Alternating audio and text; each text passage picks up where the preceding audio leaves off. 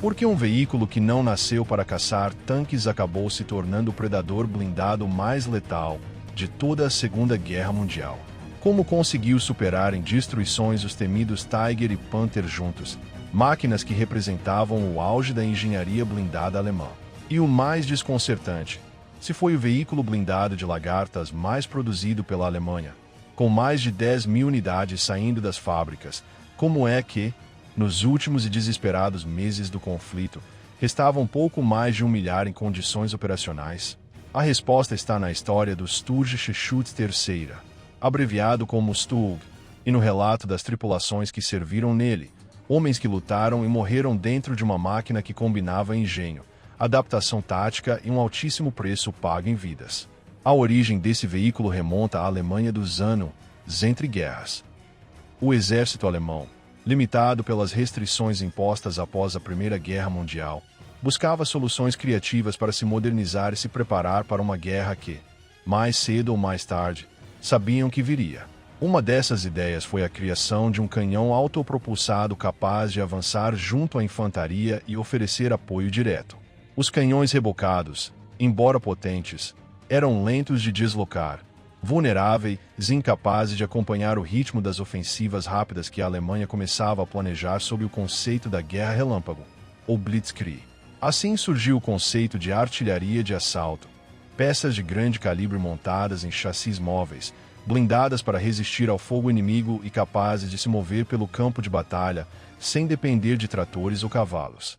O projeto deveria cumprir várias condições: silhueta baixa, pouco mais alta que um homem de pé, blindagem frontal respeitável, um canhão fixo em casamata no lugar de uma torre giratória, o que simplificava a produção.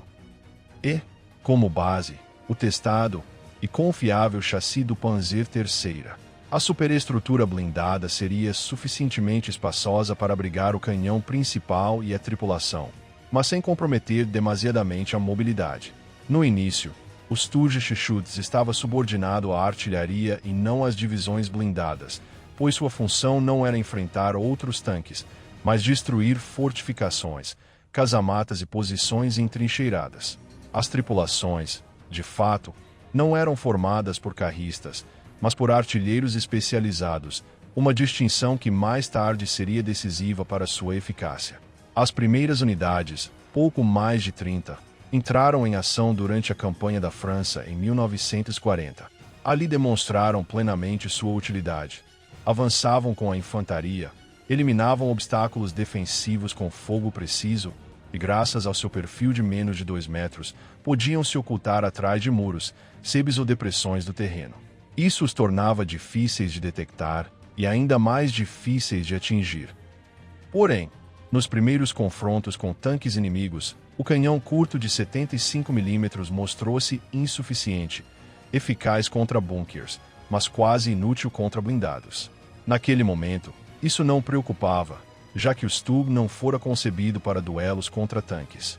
O conflito no leste mudaria completamente essa concepção. Em junho de 1941, com o início da Operação Barbarossa, o Stug foi novamente empregado em sua função original: apoiar a infantaria com projéteis explosivos. Durante as primeiras semanas, funcionou bem, mas logo surgiu um problema que colocaria em xeque todo o armamento alemão: os T-34 e KV-1 soviéticos. Com blindagens inclinadas, canhões potentes e mobilidade impressionante, esses tanques superavam tudo o que o Heer havia enfrentado até então. Pior ainda, apareciam em quantidades massivas. As armas antitanque alemãs padrão, como o canhão PaK-36 de 37 mm, eram praticamente inúteis contra eles. A resposta foi um redesenho urgente. Os engenheiros equiparam o Stug com uma versão alongada do canhão de 75 mm, derivada do PaK-40, capaz de perfurar a blindagem dos T-34 a médias distâncias. A transformação foi profunda. O Stug III deixava de ser um veículo de apoio à infantaria para se tornar um verdadeiro caçador de tanques. Graças ao seu perfil baixo, era perfeito para emboscar a partir de posições ocultas, colinas, florestas, ruínas ou até atrás de casas destruídas. Esperava pacientemente, deixava o inimigo se aproximar e abria fogo com precisão cirúrgica. Em batalhas como a gigantesca Kursk, os batalhões de Stug mostraram sua nova letalidade. Algumas unidades reportaram números assombrosos, dezenas de tanques inimigos destruídos em um único dia, com perdas mínimas. O segredo estava na combinação de seu camuflagem natural, óticas superiores às da maioria dos adversários e tripulações treinadas para calcular distâncias e ângulos com precisão de relojoeiro. Esses homens eram artilheiros antes de serem carristas, o que significava que dominavam a arte de acertar no primeiro disparo, uma vantagem crucial quando o inimigo superava em número. As estatísticas falam por si. Estima-se que os Stug tenham destruído cerca de 30.000 tanques soviéticos ao longo da guerra, uma cifra que nenhum outro veículo alemão alcançou, nem mesmo somando todas as variantes de Tiger e Panther. Até alguns dos mais famosos ases blindados, como o Kurt e Knispel, conquistaram parte de suas vitórias a bordo de um Stug antes de passarem a tanques mais pesados. Armado com o mesmo canhão dos Panzer IV de última geração, mas com melhor capacidade de ocultação e custo de produção muito menor, um Stug bem posicionado podia destruir Shermans, Churchills e até as versões mais modernas do T-34 antes que estes conseguissem responder. Em 1943, o Stug terceira já pesava 24 toneladas, com blindagem frontal reforçada até 80 mm e proteção lateral melhorada com os famosos faldões metálicos Sursen, projetados para desviar projéteis de rifles antitanque. Sua mobilidade era aceitável e sua mecânica relativamente simples de manter em comparação com monstros como o Tiger. Mas nem tudo era vantagem.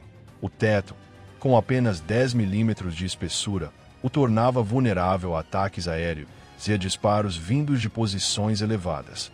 Ainda assim, sua relação custo-eficácia era imbatível.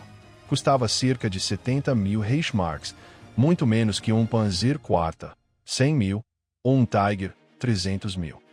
Essa economia levou a priorizar sua produção em detrimento de outros modelos. No entanto, sua alta eficácia acabou sendo sua condenação. À medida que a frente oriental desmoronava, os batalhões de Stug se transformaram em unidades de bombeiros estratégicos.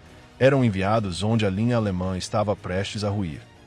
Atuavam como ponta de lança defensiva ou como retaguarda para cobrir retiradas, enfrentando ondas de tanques e artilharia inimiga em situações desesperadas. Esse uso intensivo, somado à perda da superioridade aérea e à crescente potência das armas antitanque aliadas, provocou um desgaste brutal. Nos combates urbanos, para os quais não haviam sido concebidos, sua falta de torre era uma desvantagem crítica, já que não podiam responder rapidamente a ameaças de diferentes direções. O desenho interno tampouco ajudava na sobrevivência das tripulações. Os 4 membros, comandante, artilheiro, municiador e motorista, compartilhavam o mesmo compartimento, de modo que um impacto penetrante costumava ter consequências fatais para todos. Nos últimos anos da guerra, com recrutas novatos, mal treinados e desmoralizados, as chances de sobrevivência eram mínimas. Assim, dos mais de 10.000 Stug fabricados, em 1945 restavam apenas cerca de 1.300 em condições operacionais. Apesar de tudo, o Stug terceira conquistou um lugar especial na história militar. Não foi um ícone como o Tiger, nem um símbolo de elite como o Panther, mas seu impacto real no campo de batalha foi muito maior do que sugerem as capas de livros.